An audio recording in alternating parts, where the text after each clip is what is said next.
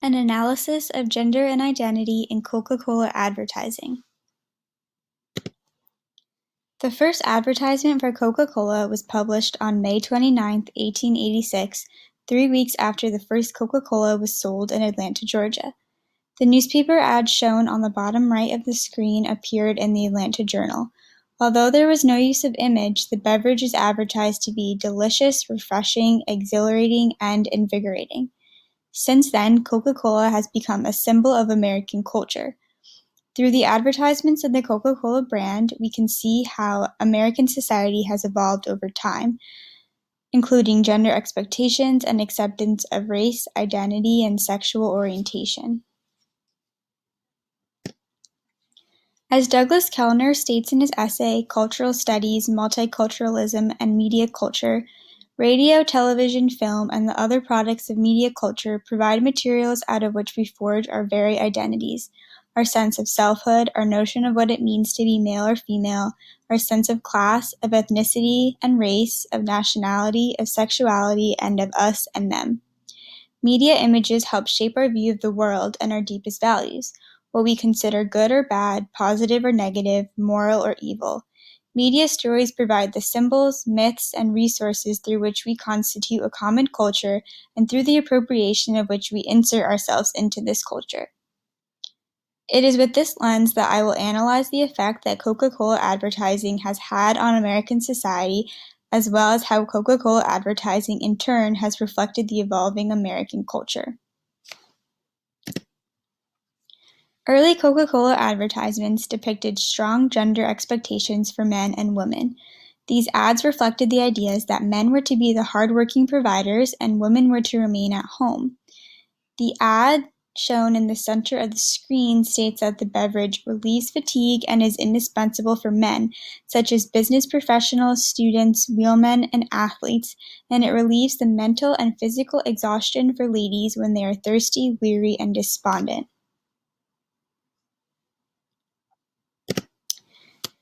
Coca-Cola advertisements during the 1930s further depicted typical gender roles and expectations at the time. On the far left, we see an ad targeted towards women, which promotes drinking Coke after a long day of housework. This portrays the normalcy of women remaining in the domestic sphere. This is contrasted with the ad at the top of the screen, which is targeted towards men, and it promotes Coca-Cola as a drink during the workday. The bottom middle of the screen is an early theater commercial from 1938, which, not surprisingly, shows a woman enjoying Coca-Cola within the domestic sphere. Get the feel of wholesome refreshment with an ice-cold bottle of Coca-Cola, and you'll really feel better.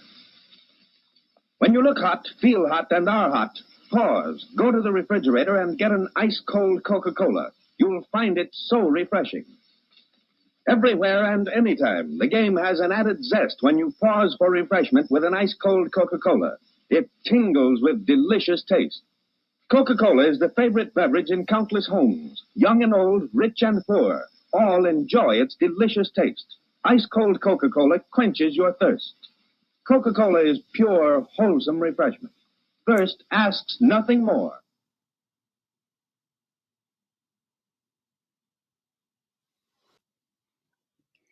In the 1940s, we see women beginning to be overly sexualized as a means to advertise, as well as a shift in traditional gender roles as women began to enter the workforce while men were away at war.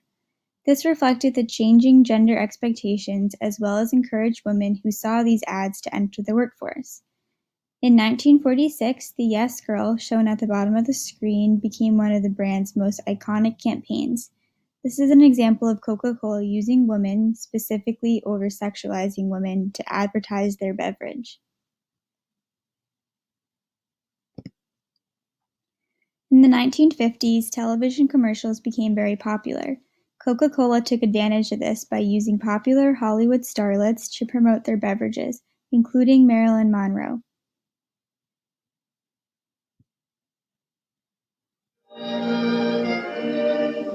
Coke time. There's nothing like a Coca-Cola, nothing like a Coke. What do you say we have dinner together? Wonderful. Where? Oh, someplace where we don't have to dress, like your apartment. Coke time is anytime, anywhere.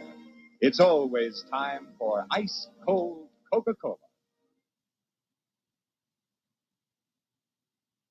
I hate a careless man. This commercial is one of many that over-sexualized and used women's bodies as a commodity to sell Coca-Cola, while concurrently implementing harsh beauty standards for the American woman.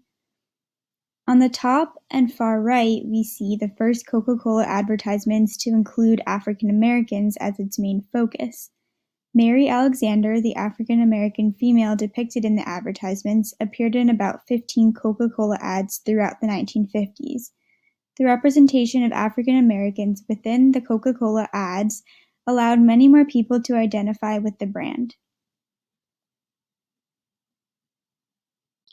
Advertisements in the 1960s showed a combination of women performing traditional gender roles, as well as some more progressive ads such as the one on the far right, which shows both a man and woman at a college graduation.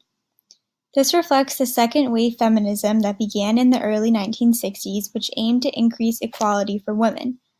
While feminism was still making progress, ads still demonstrated idealized body images for women, such as maintaining a slim figure, which was not the case for men.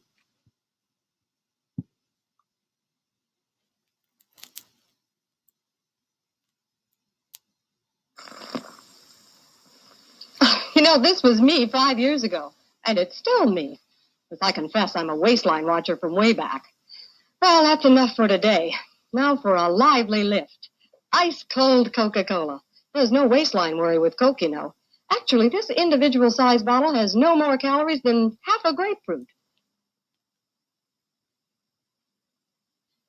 Another thing, the cold, crisp taste of Coke is so satisfying, it keeps me from eating something else that might really add those pounds.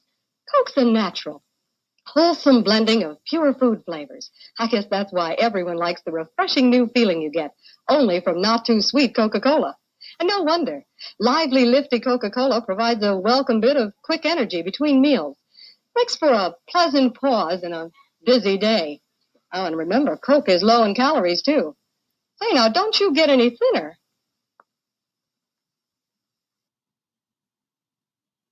Coke advertisements throughout the 1970s both promoted and reflected the tumultuous decade that was full of anti-war protests and the fight for social and political rights for marginalized groups. These groups included women, African Americans, Native Americans, gays, and lesbians. Although there was a lot of controversy and backlash from conservatives, Coca-Cola chose to support these progressive ideas. One of the most famous Coca-Cola commercials, named "I'd Like to Buy the World a Coke," first aired in 1971 and demonstrated a new marketing idea of inclusiveness and diversity. The commercial was filmed right outside of Rome, Italy, and included 65 young people from all around the world. Bill Backer, the creative director of Coca-Cola's advertising, stated at the time that the new idea of Coca-Cola was no longer to be just a liquid refresher, but a tiny bit of commonality between all people. I'd like to buy the world a home and furnish it with love. Grow apple trees and honey bees and snow white turtle doves. I like to teach the world to sing with me. Perfect harmony, perfect harmony. I like to buy the world a home and keep it company. It's the real thing. I like to teach the world to sing to play harmony and technique. And I'd like to buy the world a coat and keep it company. It's the real thing. What the world wants today. It's the real thing. What the world wants today is the real thing. This was a major progressive jump in Coca-Cola advertisements, especially compared to ads earlier in the century, which weren't very inclusive of people with diverse backgrounds. Ads like these really allowed a wide range of people to identify with the brand. Today, Coca-Cola has made tremendous progress in its inclusion of people in their advertisements. It has truly marketed off the idea of acceptance and togetherness, such as its Share a Coke campaign in 2014. Coca-Cola's 2018 Super Bowl commercial named "The Wonder of Us" specifically celebrates diversity and inclusion of gender identities. There's a Coke for he, and she, and her, and me, and them. There's a different Coke for all of us. especially one for him. No feet have wandered where you've walked. No eyes saw what you've seen. No one's lived the life you live. No head has held your dreams. To act the same would be mundane. What a boring thing to do. That's why there is just one me. And a billion unique yous. We all have different looks and loves, Likes and dislikes too. but there's a Coke for we. And us.